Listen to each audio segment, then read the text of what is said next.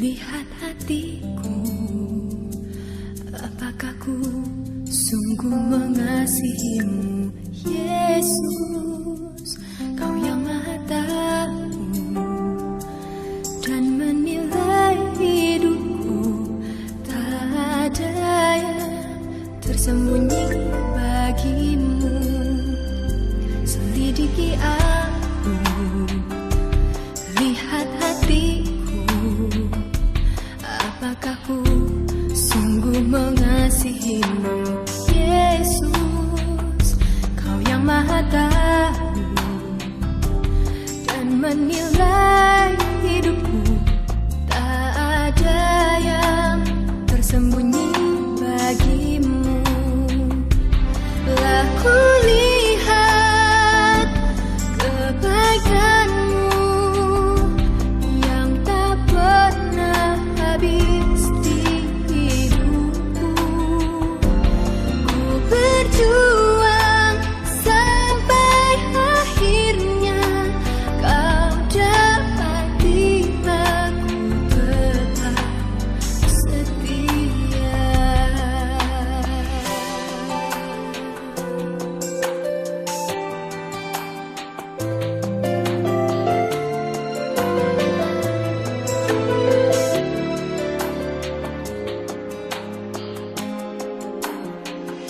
Selidiki aku, lihat hatiku, apakah ku sungguh mengasihimu, Yesus?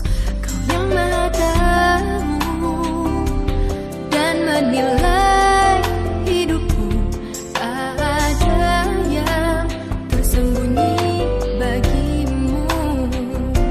Telah ku lihat kebaikanmu yang tak pernah habis di hidupku. Ku berjuang sampai akhirnya kau dapati aku tetap setia.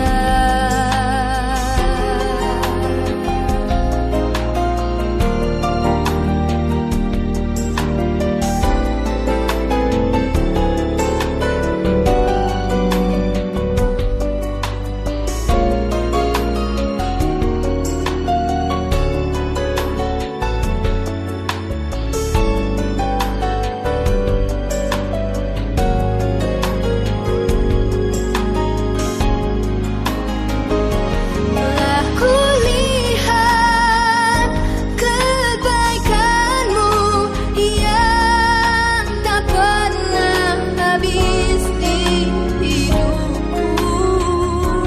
Ku berjuang sampai akhirnya kau dapati aku tetap setia. Ku berjuang sampai akhirnya kau dapati aku tetap setia.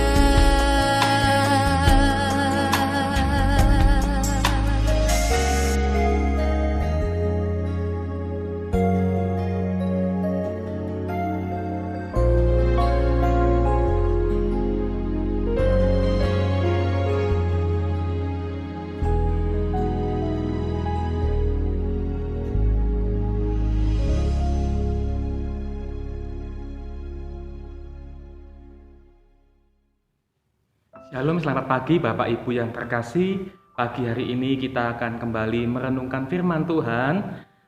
Mari kita buka di dalam kitab Lukas 16 ayat yang ke-12. Demikian bunyi firman Tuhan. Lukas 16 ayat yang ke-12. Dan jikalau kamu tidak setia dalam harta orang lain, siapakah yang akan menyerahkan hartamu sendiri kepadamu? Bapak Ibu, di dalam ayat ini dijelaskan bahwa salah satu prinsip firman Tuhan di dalam keuangan yaitu kita harus setia dengan harta orang lain atau setia dengan milik orang lain. Orang yang tidak setia dengan harta orang lain maka harta yang seharusnya menjadi haknya maka akan ditahan. Tuhan belum menyerahkan, ya. Jadi belum diserahkan selama dia belum setia kepada harta orang lain. Baik itu harta di dalam dunia juga dengan harta kekekalan di dalam surga. Sebab itu Bapak Ibu sangat penting untuk memperhatikan apakah saat ini kita masih ada pinjaman, ada utang, atau kewajiban yang belum kita bayarkan atau kita kembalikan. Bapak Ibu jangan sampai kita itu pura-pura lupa atau lari atau bahkan tidak berniat untuk mengembalikan. Hutang itu berbeda dengan diberi. Hutang harus dibayar. Beberapa orang setelah mereka memperoleh pinjaman, lalu mereka mulai lupa, mereka berpikir, wah kebetulan dapat untung, dan tidak berniat untuk mengembalikan. Hal seperti ini itu tidak berkenan kepada Tuhan, dan orang ini tidak akan mendapatkan berkat dari Tuhan. Kalau kita sudah berjanji untuk mengembalikan, kita harus menepati, ya. Kalau toh karena suatu hal maka kita belum bisa mengembalikan, maka kita harus segera datang. Kita mengakui kepada orang itu, kita minta maaf karena kita masih belum bisa mengembalikan. Dan kita harus berjanji kapan kita bisa mengembalikan.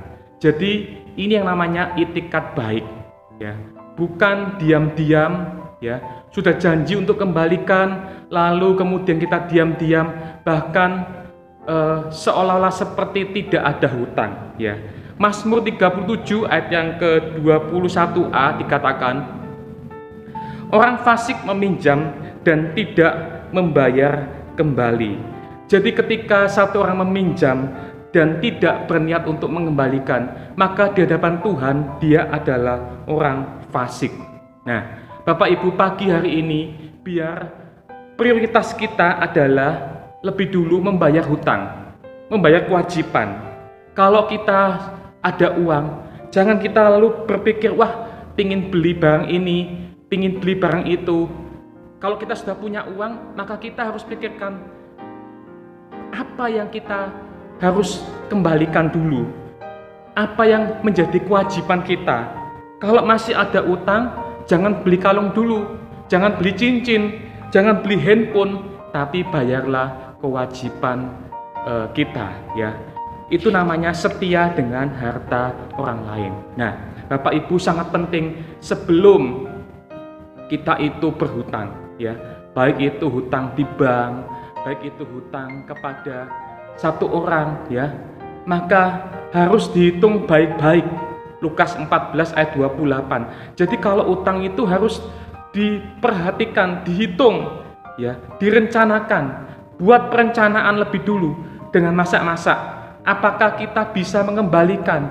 Kalau kita sudah tahu keuangan kita sudah tahu kemampuan kita, lalu kita meminjam di luar kemampuan, itu namanya kita dengan sengaja, ya. Lalu kemudian mencelakakan diri sendiri karena besar pasak daripada tiang. Nah, jadi yang pertama yang perlu kita perhatikan adalah kita harus ingat akan kewajiban pinjaman itu harus diselesaikan lebih dulu. Nah, hal yang kedua yang mau saya sampaikan yaitu segala hutang harus dilunasi. Kita baca dalam Roma 13 ayat 7 sampai 8 dalam terjemahan firman Allah yang hidup dikatakan, bayarlah kepada setiap orang apa yang patut diterimanya. Bayarlah pajak dan cukai dengan senang hati. Patuhilah atasan saudara dan hormatilah mereka yang patut dihormati. Ayat yang ke-8, lunasilah segala hutang saudara, kecuali hutang kasih kepada orang lain. Jangan berhenti mengasihi orang lain, sebab kalau saudara mengasihi mereka, saudara mentaati semua hukum Allah, serta memenuhi segala tuntutannya.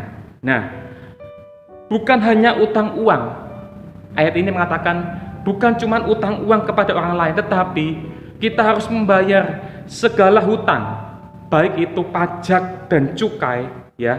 Dikatakan tadi Roma 13 ayat yang ke-7, bayarlah pajak cukai dengan senang hati.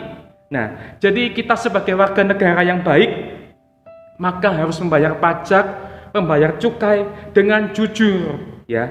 Harus dihitung baik-baik dengan jujur di hadapan Tuhan. Sebab ini, Bapak Ibu, Tuhan itu melihat, ya, pajak cukai kita harus bayar dengan baik, dengan teliti. Kalau Bapak Ibu merasa kesulitan untuk menghitung, pakailah konsultan pajak sehingga bisa menghitung dengan baik-baik. Jangan kita tidak jujur, ya. Harus dilaporkan dengan jujur. Baik itu mobil, baik itu rumah, baik itu tanah dan sebagainya. Kalau Bapak Ibu punya mobil 5, jangan cuma dilaporkan 2. Kalau Bapak Ibu punya rumah 10, jangan dilaporkan cuma 3 atau 4. Lalu yang lain tidak dibayarkan. Hal seperti ini berarti kita masih ada hutang, ya. Jadi perlu untuk kita juga membayar hutang, yaitu cukai pajak kepada negara, ya. Yesus pun juga memberi contoh di dalam Matius 17 ayat yang ke-24 sampai 27. Bapak Ibu nanti bisa baca, ya, bagaimana Yesus memberi contoh, ya, ketika dia ditagih di bait Allah harus membayar bea, membayar pajak. Maka Yesus pun juga memberi contoh teladan dengan dia membayar pajak, membayar bea di dalam bait Allah. Nah, selain itu Bapak Ibu, selain hutang pajak cukai, dikatakan di dalam Roma 13 ayat yang ke-7 juga dikatakan, bayarlah hormat, ya. Bayarlah hormat, patuh. Firman Tuhan mengajar, bayarlah hormat kepada orang yang patut untuk menerima hormat. Jadi Bapak Ibu, kita perlu belajar untuk menghormati, patuh, otoritas, baik itu hormat kepada Tuhan, baik itu juga hormat kepada orang tua, hormat kepada mertua, hormat juga kepada pasangan. Anak-anak itu harus menghormati orang tuanya. Ketika satu anak belum menghormati orang tuanya, berarti dia berhutang hormat kepada orang tuanya, ya. Juga harus membayar. Jadi dia harus bayar. Kalau dia selama ini tidak hormat, ya, maka dia harus bayar. Dia harus lunasi dengan apa? Dengan berubah. Dengan dia mulai menghormati, dengan sikapnya, dengan perkataannya, ya. Jangan kasar. Anak-anak kepada orang tua harus belajar tunduk hormat, ya, karena anak-anak itu berhutang banyak, berhutang bahkan tidak bisa dihitung dengan uang. Anak-anak berhutang banyak budi kepada orang tua. Sebab itu sangat perlu untuk membayar. Dengan apa? Dengan sikap menghormati, ya. Juga kalau sudah mulai dewasa, ya, bisa bekerja, bayarlah. Bukan membayar, tetapi membalas kebaikan dengan memberi uang. Jadi menghormati itu bukan cuman sikap baik, patuh, tetapi juga dengan memberi uang, ya. Anak-anak jangan pelit kepada orang tua, tetapi berilah berkat kepada orang tua, ya. Berilah kebutuhannya selagi masih mampu, masih hidup, ya. Jangan nanti kalau sudah meninggal baru mulai dibelikan peti mati yang tebal, ya. Tidak salah Bapak Ibu, tetapi selagi masih hidup, selagi masih ada, perhatikan kebutuhannya. Itulah hormat, ya. Jangan kita berhutang, tetapi bayarlah. Juga dikatakan patuhilah atasan saudara, pemimpin-pemimpin. Hormat kepada pemimpin-pemimpin rohani, orang-orang yang sudah berjasa kepada kita. Ibrani 13 ayat yang ke-17 mengatakan, taatilah pemimpin-pemimpinmu dan tunduklah kepada mereka, sebab mereka berjaga-jaga atas jiwamu sebagai orang yang harus bertanggung jawab atasnya.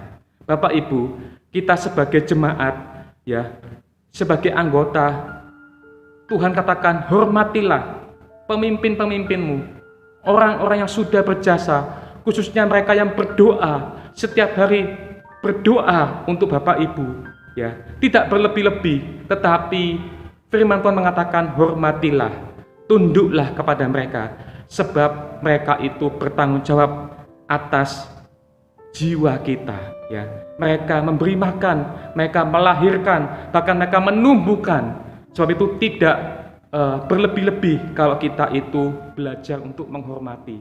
Sebab firman Tuhan juga mengajar, hormatilah mereka.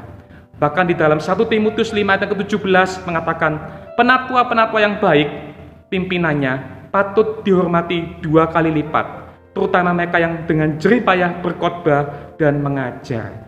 Jadi penatua-penatua yang baik, pemimpin-pemimpin, hamba-hamba Tuhan, gembala-gembala itu patut dihormati, ya.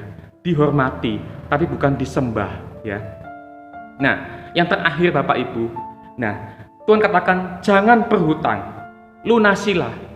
Roma 13 ayat yang ke-8, kecuali hutang kasih. Jangan berhenti mengasihi orang lain. Artinya apa? Dalam hal mengasihi, kita harus selalu merasa berhutang. Dalam hal mengasihi orang lain, dalam hal mengasihi Tuhan, dalam hal mengasihi kepada pasangan, dalam hal mengasihi kepada siapa saja, kita harus selalu merasa berhutang, ya. Jangan berhenti untuk mengasihi orang lain. Kenapa berhutang? Karena kita selalu merasa kurang. Karena kita kalau utang berarti harus bayar. Berarti kita selalu merasa harus membayar untuk mengasihi orang lain, Bapak Ibu. Kesimpulannya, mari Bapak Ibu, pagi hari ini kita diingatkan kembali oleh firman Tuhan, ya. Setialah dengan harta milik orang lain. Kalau ada sesuatu yang belum kita bereskan, sesuatu pinjaman, kewajiban, biar kita belajar untuk mengembalikan. Hal yang kedua, pinjaman atau hutang apa saja kita patut bayar. Baik itu pajak, baik itu cukai, baik itu hormat kepada atasan, hormat kepada pimpinan, kepada orang tua, itu semua hal menghormati. Itu kita harus belajar untuk membayar, melunasi. Kalau masih belum, berarti kita masih berhutang. Masih ada kesempatan Bapak Ibu untuk kita segera melunasi. Ya, terpujilah nama Tuhan dan mari kita berdoa. Bapa kami di dalam surga, terima kasih buat pagi hari ini. Kalau kami sudah mendengar kebenaran firman-Mu, Tuhan firman-Mu boleh mengajar kami supaya kami setia kepada milik orang lain. Biar kami belajar Tuhan untuk Tuhan memperhatikan apa-apa menjadi milik orang lain, dan kami mau setia Tuhan. Sebab kami tahu ketika kami setia kepada milik orang lain, maka Engkau pun juga setia kepada kami. Engkau pun juga akan memberkati kami. Tolong Tuhan setiap umat-Mu, setiap jemaat-Mu, Tuhan berkati mereka semuanya, baik dengan kesehatan, dengan berkat jasmani, berkat rumah tangga, berkat ekonomi pekerjaan, berkati semuanya Tuhan. Baik di dalam masa-masa pandemi seperti ini, kami percaya berkat-Mu itu tidak tergantung oleh situasi kondisi. Terima kasih Bapa di dalam surga, terima kasih di dalam nama Tuhan Yesus Kristus. Haleluya.